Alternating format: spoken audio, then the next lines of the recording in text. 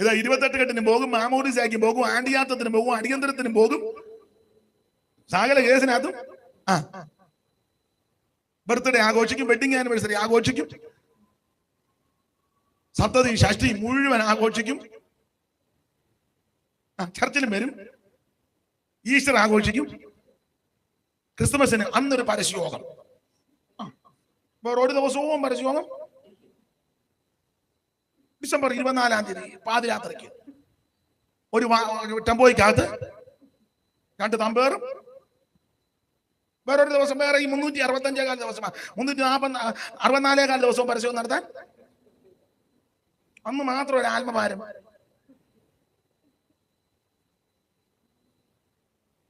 എന്നെ എല്ലാവർക്കും ഒരു അരുതാഴിയ പോലെ വേർപാട് പാലിക്കണം.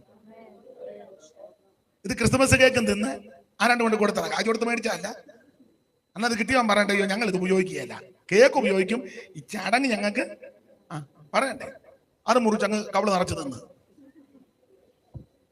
വെച്ചോണ്ടോ. വേർപാടുമില്ല, യാതൊരു പ്രമാണവുമില്ല. ഈശ്വരും ആഘോഷിച്ചു, അപ്പോ താറാവ് കറി, മൂക്ക് മുട്ട തിന്നു, വേർപാടില്ല. അവർ ആദ്യകാല പൊങ്കാലയ്ക്ക് പോയി അതിന്റെ കൊണ്ട് തന്നെ അതും തിന്നു. സ്വത്രത്തോട് കൂടി ഭക്ഷിക്കുന്നെങ്കിലും ഒന്നും അങ്ങനെയല്ലേ വാക്യം. മനസ്സിലാകുന്നുണ്ടോ? വേർപാട് പാലിക്കണം. ഓണം ഉണ്ടാകാനായിട്ട് ക്ഷണിച്ചു. നമ്മുടെ വീട്ടിലൊന്നും ഉണ്ടാക്കില്ല, അന്ന് നമ്മുടെ സഭയിൽ ഉപവാസ പ്രാർത്ഥനയാണ്. അന്ന് അങ്ങനെയുള്ള ജാഗ്രതയുണ്ട്. ആ ഓണത്തിന്റെ ദിവസം തന്നെ അത് വെക്കുന്നതിന് പിള്ളേർ വേറെ വഴി കൂടെ പോവുകയും ചെയ്യും.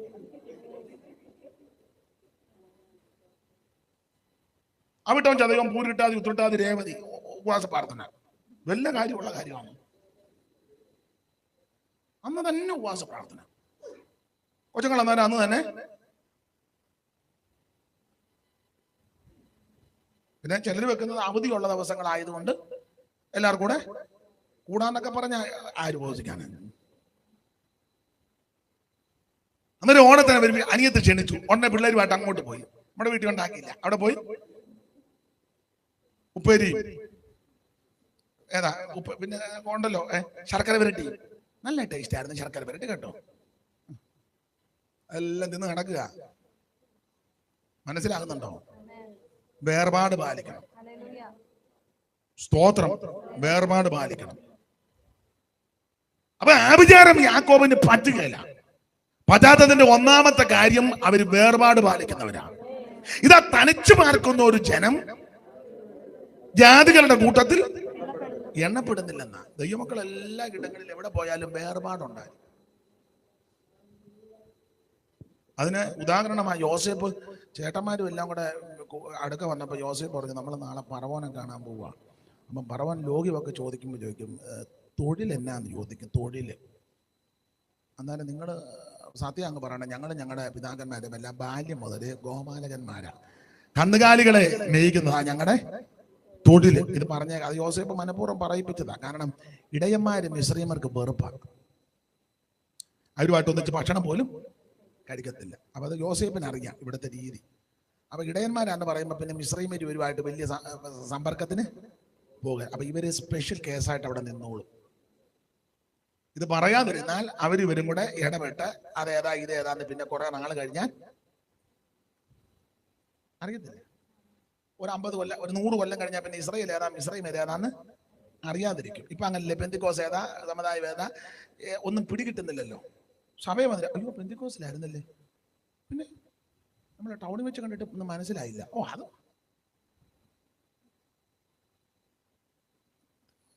തിയേറ്ററിൽ പോയപ്പോൾ ഒന്നും മനസ്സിലാകുന്നില്ലല്ലോ. ആൾക്കാർക്കും ഇപ്പൊ അതാ ഇഷ്ടം, ആരും അറിയാതെ പമ്മി നടക്കണമെന്നാണ്. വേർപാട് പാലിക്കണം. ഒരു ദൈവ പൈതൽ എവിടെ പാർത്താലും വേർപാട് പാലിക്കണം. സ്തോത്രം. എല്ലാ വിഷയത്തിലും വേർപാട് വേണം. വസ്ത്രധാരണത്തിൽ വേർപാട് വേണം. നമ്മുടെ വസ്ത്രധാരണം കാണുമ്പോൾ അറിയാം ഇത് പെന്തിക്കോസാണ്, അറിയണം. പഞ്ചാബികളെ എവിടെ വെച്ച് കണ്ടാലും പിടികിട്ടും. എങ്ങനെ അറിയാം? പറ. പഞ്ചാബി സഹോദരന്മാർ കേരളത്തിൽ വന്നാലും അറിയാം അത് പഞ്ചാബിയാണെന്ന് പറഞ്ഞ് നടക്കുകയാണോ? ആണോ? അല്ലല്ല, ഒറ്റ നോട്ടത്തിൽ പിടിക്കട്ടെ, പഞ്ചാബിയാണ്. ആചാരങ്ങളും അനുഷ്ഠാനങ്ങളും അതുപോലെ പാലിക്കുന്ന മുസ്ലിം സ്ത്രീകളെ എവിടെ വെച്ച് കണ്ടാലും അറിയാം. നമ്മളിപ്പോ തർക്കത്തിനും മാനത്തിനുമല്ല, ഞാനതിന് ഉദാഹരണം പറയാം. ഞാന് ദൈവകൃപയിൽ ശരണപ്പെട്ട് പല സ്ഥലങ്ങളിലൊക്കെ യാത്ര ചെയ്തിട്ടുണ്ട്. ഈ വിമാനത്തിലൊക്കെ കയറുമ്പോൾ അവരെ കണ്ടാൽ അറിയാം. വിമാനത്തിൽ ഇരുന്നാലും അമേരിക്കയ്ക്കൊക്കെ പോകുമ്പോൾ മുസ്ലിം സ്ത്രീകൾ വിമാനത്തിലുണ്ട്, അവരെ അറിയാം. എങ്ങനെ അറിയാം? പറ. നമ്മുടെ സഹോദരിമാരെ കണ്ട എയർപോർട്ടിൽ വെച്ച് ഒരു പാൻറ്റും വലിച്ചു കെട്ടി ഒരു മിടി ഇട്ടേച്ച് ഒരു ബനിയൻ ഇട്ടോണ്ട് തളയല്ല.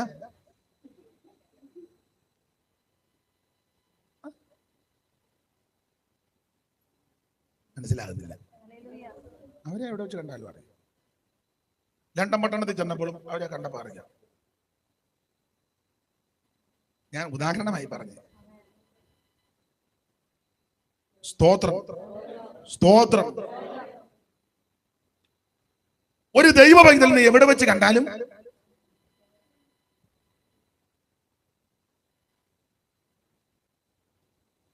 ഈ മുസ്ലിം സ്നേഹിതന്മാര് അല്ലെ പള്ളിയിലെ ചുമതല വഹിക്കുന്നവരെ എവിടെ വെച്ച് കണ്ടാലും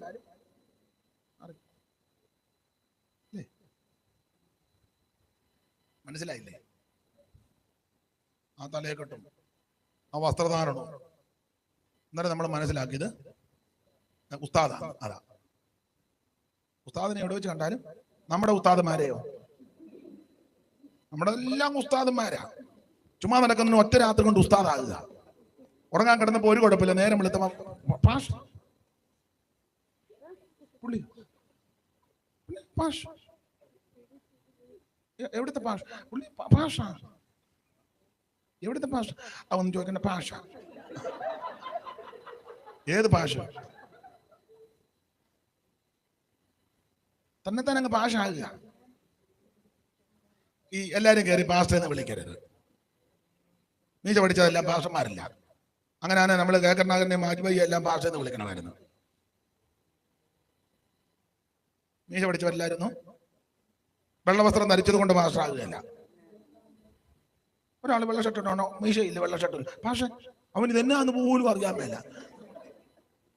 പക്ഷെ ദൈവമക്കളോടാ പറയുന്നത്, കേൾക്കുന്നവരോടെല്ലാം പറയുക.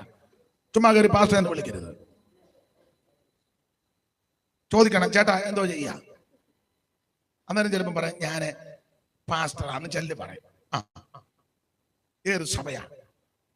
ഉപദേശിക്കുള്ള സഭയാണോ എന്ന് പറഞ്ഞാൽ രക്ഷ, സ്നാനം, പരിശുദ്ധാത്മാവ്, വേർപാട്, വിശുദ്ധ ജീവിതം, തിരുമേശ, അപ്പോസ്തലികത അത് വിശ്വസിക്കുന്ന ആളാണോ? അപ്പം പറയാം അതെ. അതെ, അങ്ങനെ വിശ്വസിക്കുന്ന ഏത് കൂട്ടായ്മയിലാണ് നിൽക്കുന്നത്?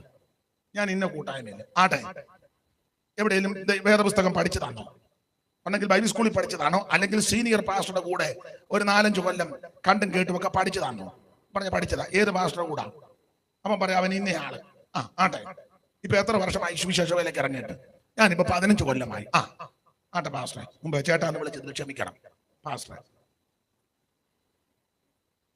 മനസ്സിലാകുന്നുണ്ടോ? ചുമ്മാ ഇങ്ങനെ പാസ്റ്ററെ ഉടനെ അവന് സ്തോത്രം. ഇവന് പുസ്തകക്രമം പോലും അറിയാൻ മേല ഭാഷ. ഞാൻ നിങ്ങളെ മനസ്സിലാക്കി തരിക. ചുമ്മാ കയറി എല്ലാവരും കൊച്ചുങ്ങളെല്ലാം കയറി പാസ്റ്റർ എന്ന് വിളിക്കരുത്. അല്ല, കൊച്ചു പാസ്റ്റർ, അങ്ങനെ ഒരു പാസ്റ്റർ ഉണ്ടോ വേദോത്തത്തിൽ? കൊച്ചു പാസ്റ്റർ, മറ്റേ അത് വലിയ പാസ്റ്റർ. വലിയ മൂപ്പനും കൊച്ചു മൂപ്പനും ഇല്ല, കൂട്ടുമൂപ്പൻ എന്നാ എഴുതിയേക്കുന്നത്. വലിയ മൂപ്പനും കൂട്ടുമൂപ്പൻ. അതുകൊണ്ട് എല്ലാവരും കയറി പാസ്റ്റർ എന്ന് വിളിക്കരുത്. അപ്പൊ ഞങ്ങളുടെ റാന്നിലെ കുഞ്ഞുമനച്ചാൻ ഒരാൾ വിളിച്ചത് തോസൂട്ടിയെ. അവിടെ പുള്ളി പറഞ്ഞു, അച്ഛാ ഞാൻ പാസ്റ്ററാണ്. കുഞ്ഞുമച്ചാൻ നല്ല പൊള്ളിച്ച് പറഞ്ഞു, എടാ ഞാൻ നിന്നെ പാസ്റ്റർ എന്ന് വിളിച്ചാൽ ഞാൻ പിന്നെ പാസ്റ്റർമാരെ എന്നാ വിളിക്കും? ഞാൻ നിന്നെ പാസ്റ്റർ എന്ന് വിളിച്ചാൽ ഞാൻ പിന്നെ പാസ്റ്റർമാരെ എന്നൊക്കെ മനസ്സിലായി കാണും. സ്തോത്രം. ആട്ടെ, ദൈവമക്കൾ ശക്തമായ വേർപാട് പാലിക്കണം. വേർപാട് പാലിക്കും. ഇപ്പം പാസ്റ്റർമാരെന്ന് പറഞ്ഞാൽ ഏതെങ്കിലും ഒരു സഭയിൽ ഒരു കൊല്ലം ഒന്നും നിൽക്കണ്ട. 2 പാട്ടും പാടി 3 മറുഭാഷയും പറഞ്ഞ ഓർഗൺ വായിക്കുന്ന ട്യൂണിൽ ഒരു മറുഭാഷ. ഹല്ലേലൂയ, ആ ട്യൂണ് വരികയല്ലേ? നമുക്കത് കേൾക്കുമ്പോൾ അറിയാം ഇത് ആത്മാവിലൊന്നുമല്ല, ഇവൻ ഇതിന് ട്യൂണിൽ അങ്ങ് മനസ്സിലാകുന്നില്ലല്ലേ? മനസ്സിലാകാഴിയൊന്നുമില്ല, നിങ്ങളെല്ലാം മനസ്സിലാക്കി വെച്ചിരിക്കുക. പിന്നെ എന്നോട് കയറി കൊമ്പ് കൊടുക്കാത്തതാണെന്ന് എനിക്കറിയാം.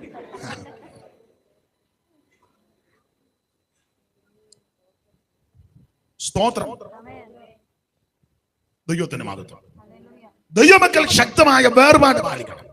അപ്പൊ യോസേഫ് പറഞ്ഞു, ഈ കന്നുകാലികളെ മേയ്ക്കുന്നതെന്ന് പറഞ്ഞേക്കണം. ഇടയന്മാരാന്ന് പറഞ്ഞു. ഇടയന്മാര് വെറുപ്പാ, അത് പറഞ്ഞൊരു കാര്യം ചെയ്യും, ഇവിടെ തങ്ങണ്ട, ഗോശൻ ദേശം എടുത്തോളാൻ സെപ്പറേറ്റ് ആക്കി.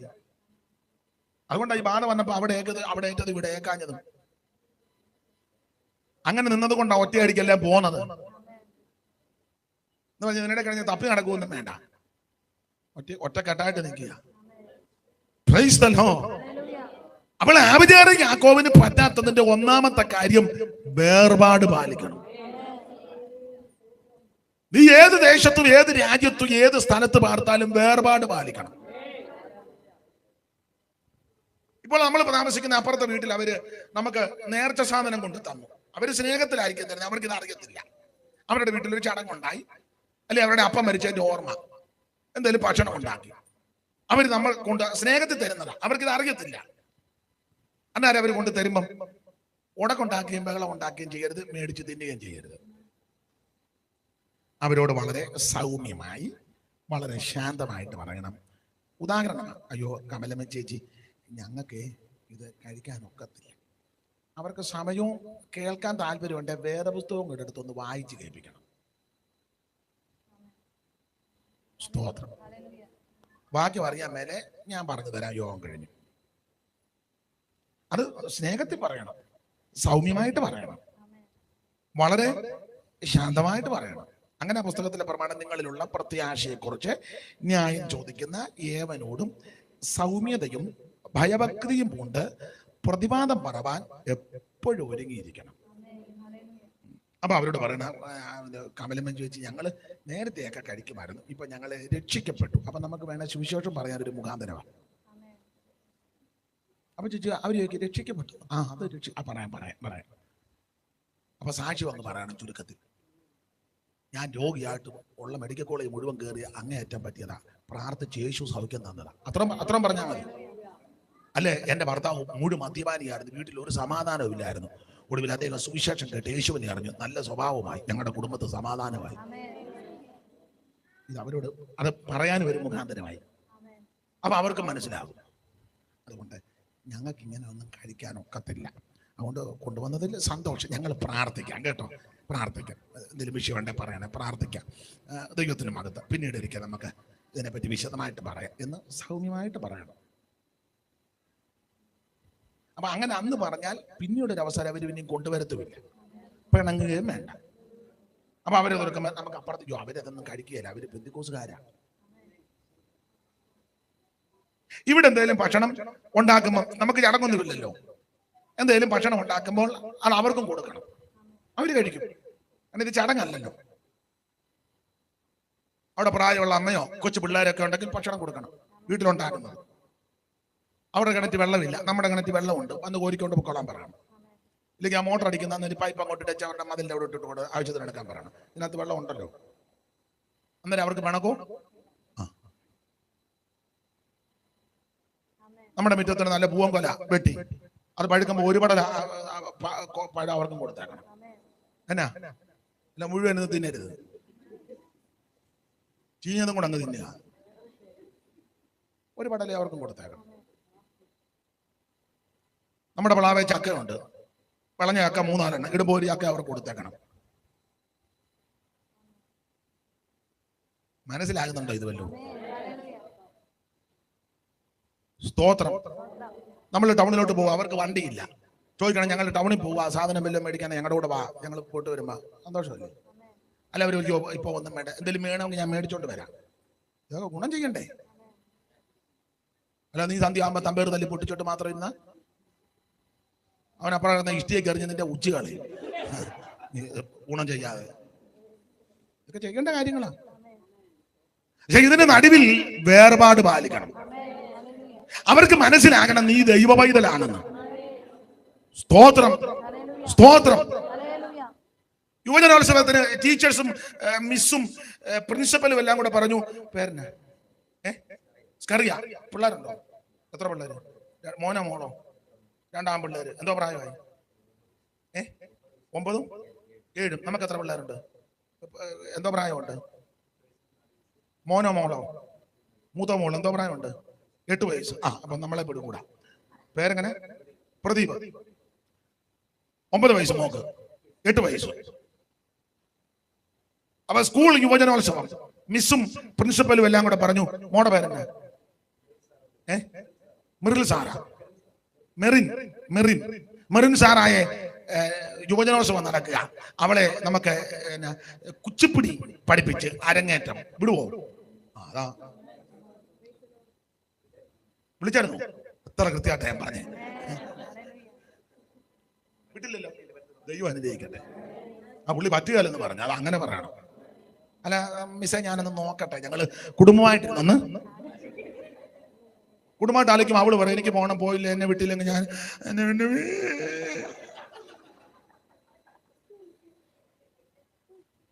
അവളെ നീ കുച്ചിപ്പിടിക്ക് വിട്ടാൽ 18 വയസ്സായുമ്പം അവള് കുച്ചിപ്പിടി കാണിച്ച് നിന്റെ ഉച്ചി പിടിക്കും.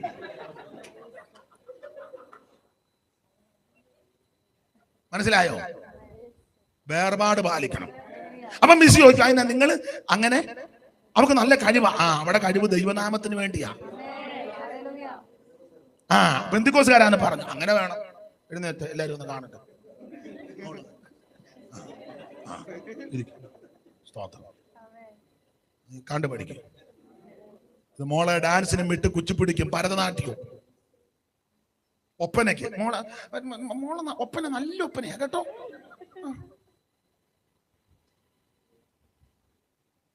അതൊക്കെ പോകുന്നവര് പോകും. പെന്തിക്കോസുകാരുടെ കാര്യമായി പറഞ്ഞത്.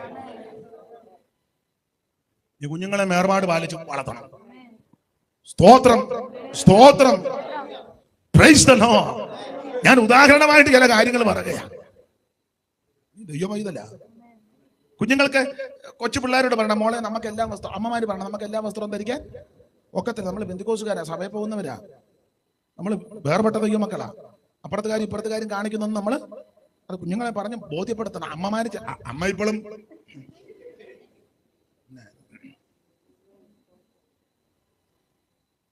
എനിക്ക് ഇഷ്ടപ്പെട്ട് കുഞ്ഞുങ്ങളെല്ലാം എൻ്റെ തലയെ തുണി ഇട്ടുകൊണ്ട് വന്നു. അങ്ങനെ വേണം. കൊച്ചു പെൺപിള്ളേരെ അത് ശീലിപ്പിക്കണം. ഇപ്പൊ ബോധമില്ലാത്ത കുറെ അവളുമാർ ഇറങ്ങിയിട്ടുണ്ട്. ശുശ്രൂഷ, ബ്രദർ ശുശ്രൂഷിക്കുന്നു, സിസ്റ്റർ തലയിലും തുണിയില്ല. സഹോദരിമാര് മൂടുപട വിടണം. വേദപുസ്തകത്തിലെ പ്രമാണമാണ്. ആ പൊട്ടൻ അപ്പുറം നിൽക്കുക, അവള് തലയും തുണി ഇടണം. ഈ പൊട്ടൻ പറഞ്ഞു കൊടുക്കണ്ടേ? പറഞ്ഞു കൊടുത്ത അവള് നല്ല തേമ്പും. ബെദറും സിസ്റ്ററും ഇവനെല്ലാം ബെദറാ. ബെദർ അതിന് നല്ല മാർഗമുണ്ട്. നൈസിൽ പൗഡർ ഇടണം. ബെദറിന് പണ്ടുണ്ടായിരുന്നു നൈസിൽ. ബെദർ വേർപാട് പാലിക്കണം. Praise the Lord. ശക്തമായ വേർപാട് പാലിക്കണം. ഈ ന്യായാധിപന്മാരുടെ പുസ്തകം നിങ്ങൾ പഠിച്ചാല് ഈ ദാൻ ഗോത്രക്കാർക്ക് അവകാശമൊന്നും കിട്ടിയില്ല, ദാൻ മക്കൾക്ക്. അപ്പം അവര് പറഞ്ഞു നമുക്കൊരു അവകാശം വേണമല്ലോ. അവർ 5 പേരെ സെലക്ട് ചെയ്ത് 5 പേരെ സെലക്ട് ചെയ്ത് വെച്ച് ഇവര് ലയീഷിലേക്ക് വിട്ടു. അവരതിനടുത്ത് വന്ന് മീഖാവിന്റെ വീട്ടിൽ വന്നപ്പോൾ അവിടെ ഒരു തന്നെ കൂലിക്ക് പാസ്റ്ററാക്കി വെച്ചേക്കുക. നിങ്ങൾ പുസ്തകം വായിക്കുന്നവർക്കറിയാം. കൂലിക്ക് അവന്റെ വീട്ടിലൊരു ബിംബമൊക്കെ ഉണ്ട്. അപ്പം വന്നൊരു ലേവിനാണ് കണ്ടപ്പോൾ പറഞ്ഞു, ഞങ്ങളുടെ പാസ്സായിട്ടിരുന്നോളാൻ പറഞ്ഞു. കാശുമെല്ലാം പിള്ളേർ ശമ്പളം. ഞാൻ ആ അധ്യായം എടുത്താൽ പിന്നെ അവിടെ നിന്ന് പറയേണ്ടി വരും. അപ്പൊ പുള്ളി ഇങ്ങനെ അവിടെ പ്രത്യേക ശുശ്രൂഷകളാണ്. മീഖാവിന്റെ വീട്ടിൽ കോട്ടയം മീറ്റിംഗ് മാത്രം നടത്തുന്ന ആളാണ്. അപ്പം ദാൻമക്കള് അവകാശം കിട്ടാൻ വേണ്ടി അന്വേഷണം നടത്തി ഒരു 5 പേരെ സെലക്ട് ചെയ്ത് വിട്ടു. അവര് സൂക്ഷായി മീഖാവിന്റെ വീട്ടിൽ. അപ്പൊ അവിടെ ചോദിച്ചപ്പോ ശബ്ദമെല്ലാം കേട്ടപ്പോ ലേവിന്റെ ശബ്ദം പോലിക്കുന്നു. ഇടക്കിടക്ക് സ്തോത്രവും praise the Lord Jesus hallelujah. മനസ്സിലായി പെന്തക്കോസ്തുകാരനാണ്.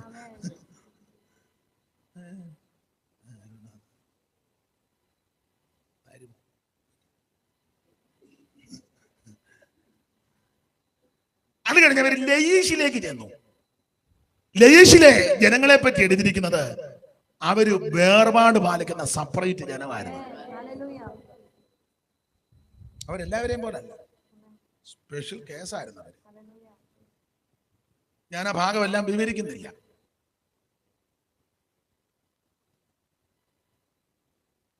മൊർദെഖായിയെയും എസ്തേറിനെയും യഹൂദ ജനത്തെ പറ്റി ഹാമാനും തേരേശും രാജാക്കന്മാരും ചുമതലപ്പെട്ടവര് പറഞ്ഞൊരു പദമുണ്ട്.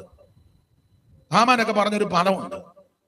നിങ്ങളാണ്ട് എസ്തേറിന്റെ പുസ്തകം 3-ാം അധ്യായത്തിന്റെ 8-ാമത്തെ വാക്യം ഒന്ന് ഉറക്കെ വായിച്ചേ. എസ്തേറിന്റെ പുസ്തകം 3-ാം അധ്യായത്തിന്റെ 8-ാമത്തെ വാക്യം വളരെ പരിചിതമായ വാക്യമാണ്. അതൊന്ന് ഉറക്കെ വായിക്കാമോ? മൈക്കിൽ കൂടെ വായിക്കുകയാണെങ്കിൽ കുറച്ചുകൂടെ നന്നാകും. ഒന്ന് വായിച്ചേ. ഒന്ന് മൈക്കിൽ കൂടെ മൈക്ക്.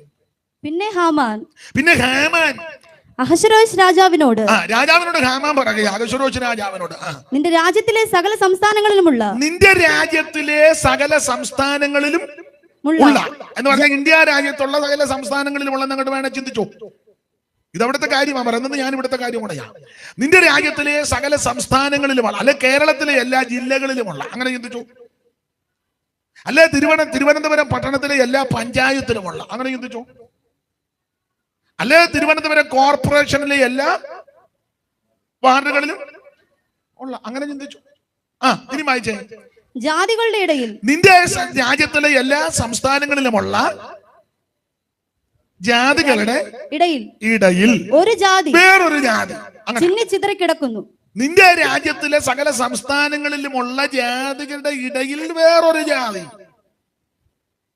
ഒരു ജാതി ചിന്നി ഒത്തിരി ഇല്ല. ഇവിടെ ഒരു 10 കുടുംബം, അവിടെ ഒരു 8 കുടുംബം, 8-ാം വാർഡിൽ ഒരു 10 കുടുംബം, ചിന്നി ചെതറി.